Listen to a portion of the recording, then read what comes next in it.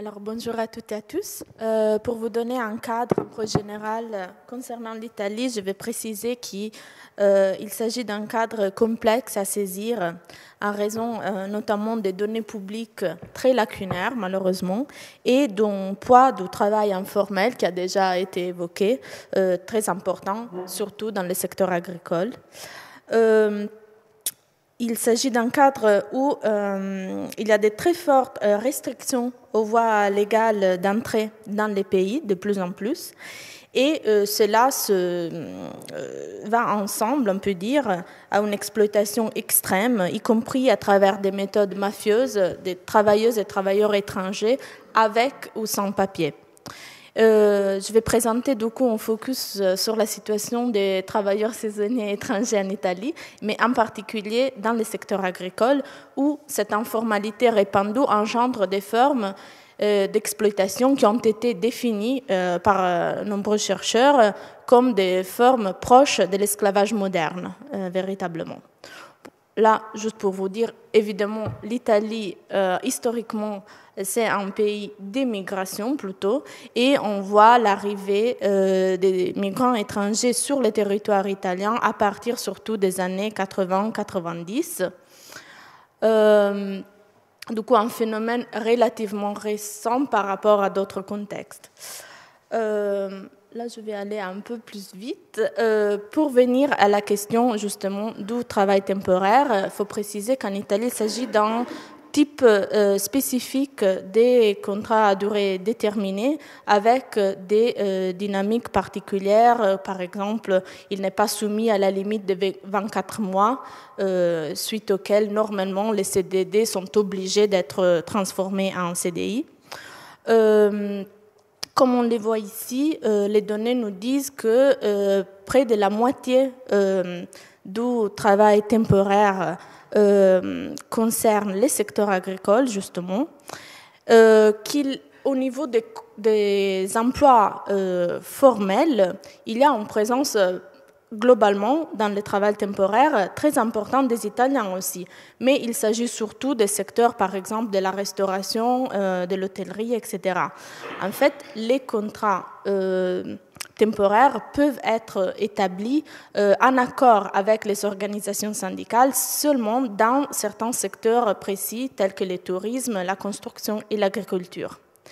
Il y a aussi dans le cadre de l'agriculture un très fort déséquilibre entre la présence des femmes et des hommes parmi les personnes concernées.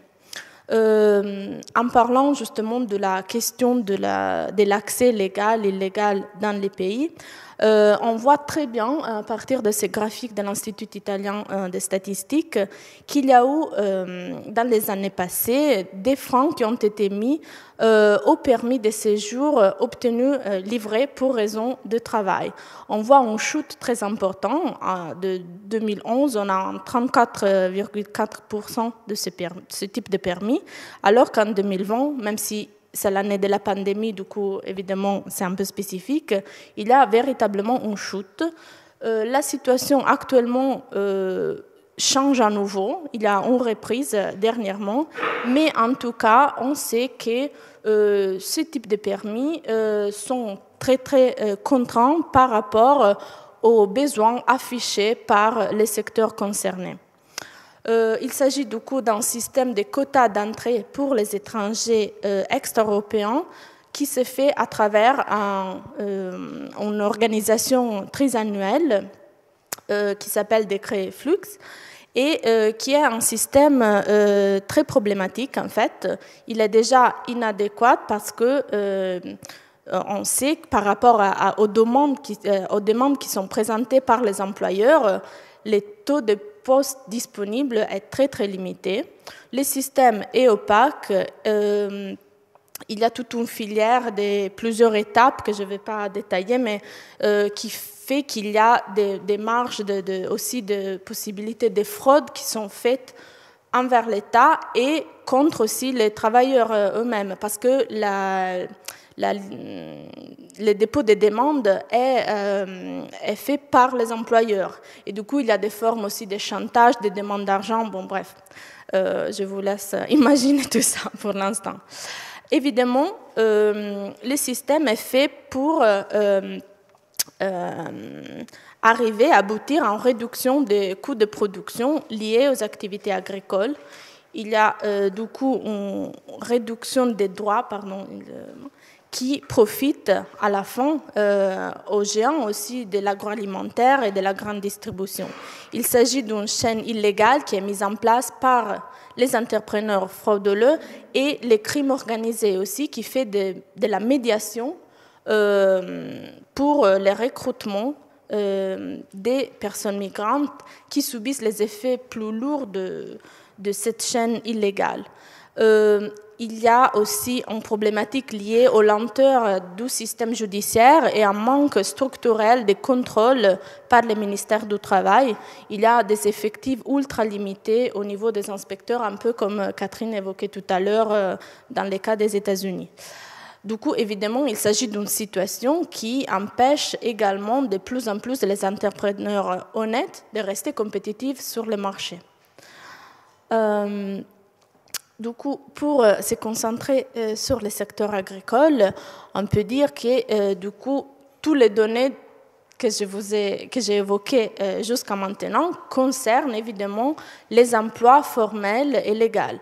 Alors que, évidemment, il y a tout un volume énorme de travail informel qui se déploie notamment dans ce secteur.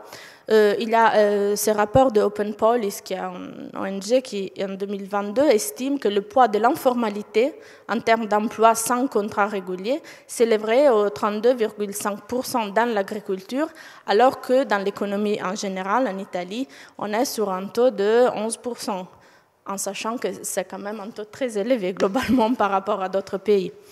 Ce qui était évoqué tout à l'heure, il y a des ONG telles que Médecins sans frontières qui ont constaté que les conditions de vie des migrants qui travaillent dans l'agriculture de manière non régulière ne répondent souvent même pas aux normes minimales fixées par le Haut Commissariat des Nations Unies pour les réfugiés. Et là, on parle de travail agricole en Italie, en Europe. Il y a des phénomènes de ghettoisation très forts de cette main-d'œuvre par rapport à la main-d'œuvre italienne locale. La situation des logements insalubres, ça renvoie encore à la présentation de Catherine, évidemment. La question des transports dangereux qui sont mis en place par les employeurs. Il y a des formes d'exploitation extrême, des violences et des abus qui sont commis contre ceux et celles qui essayent de se rebeller ou juste de partir, justement, de se détacher du système de violence. Et il y a cette forme particulière d'intermédiation criminelle dans le recrutement des migrants, souvent sans papier évidemment, mais pas que, par les caporali. Et il s'agit d'un mot traditionnel, mais qui est employé aussi dans la législation italienne. Et il y a à nouveau des constats comme quoi le 80% des personnes, les 400 000 travailleurs, dont 80% d'immigrés, sont pris, par exemple, en 2020 encore dans les griffes de ces systèmes d'intermédiation illégale. Voilà. Pour venir aux acteurs, il y a des formes très importantes en Italie, c'est un peu différent de ce qui a été présenté dans l'introduction faite par Axel et Antoine.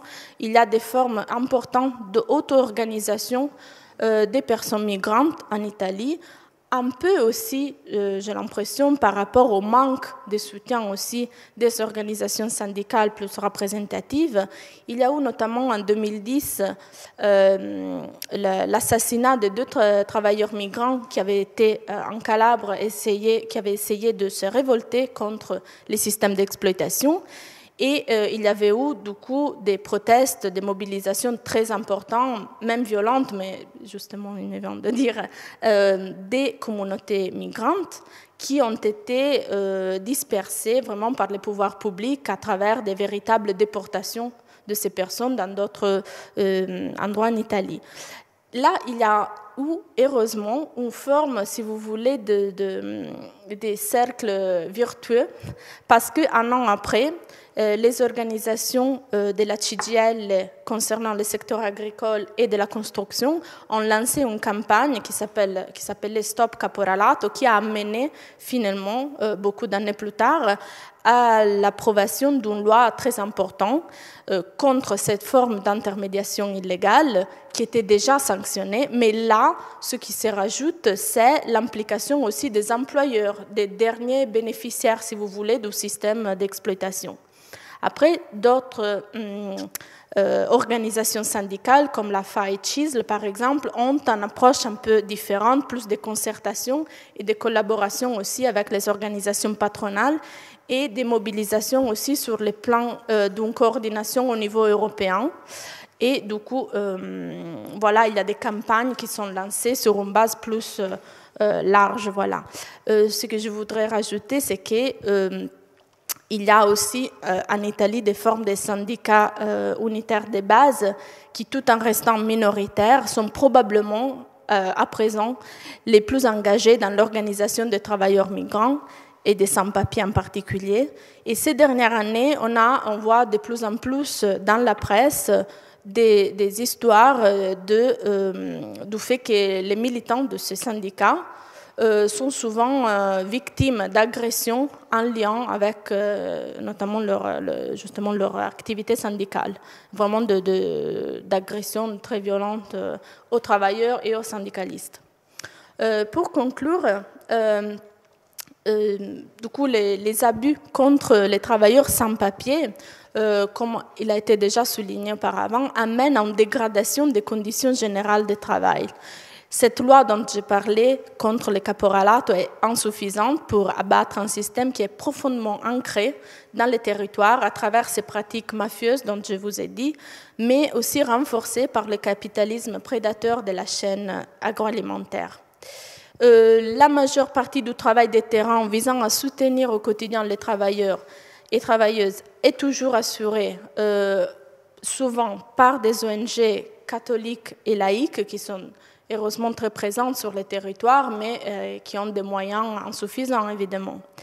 Et à côté de ça, on voit des politiques migratoires ultra répressives menées par des gouvernements de différentes orientations tout au long des dernières décennies.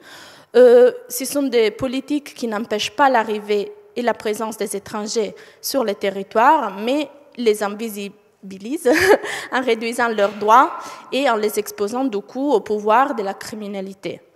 Et dans ce contexte, l'opinion publique italienne, qui est un peu submergée, on le voit en partie aussi en France, par une propagande xénophobe incessante, est plutôt indifférente en fait au sort de ces travailleurs.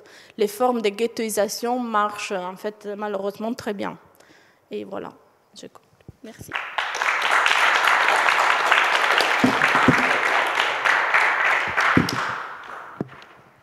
Merci beaucoup, Anna, pour cette belle présentation. On passe à la présentation suivante. Une question d'information, Justin. Oui.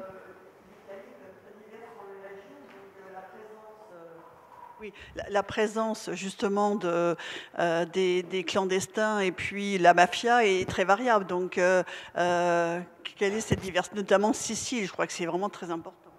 Oui, évidemment, historiquement aussi, il y a des situations diversifiées, mais malheureusement, ce qu'on découvre aujourd'hui dans les chroniques, etc., c'est que de plus en plus, il y a des situations d'exploitation et même à travers ces moyens criminels, d'intermédiation, etc., et des violences, même dans les régions du Nord. Il y a eu récemment, déjà dans la région de Rome, c'est pas le Nord, mais surtout dans l'élevage, etc., il y a eu aussi un cas très récent l'année passée, vraiment horrible, d'un travailleur qui est mort, qui était juste blessé en fait, et qui a été attrapé par son employeur et abandonné loin sans pouvoir demander de l'aide, etc. et qui est mort par les séquelles de cet accident de travail, justement parce qu'il était en situation irrégulière. Mais il y a récemment aussi des enquêtes très poussées sur la situation, par exemple, dans les vignobles du nord-ouest de l'Italie, justement en Piémont, etc. Il s'agit de mêmes dynamiques exactement pareilles. Du coup, il y a une diffusion très large de ces phénomènes désormais.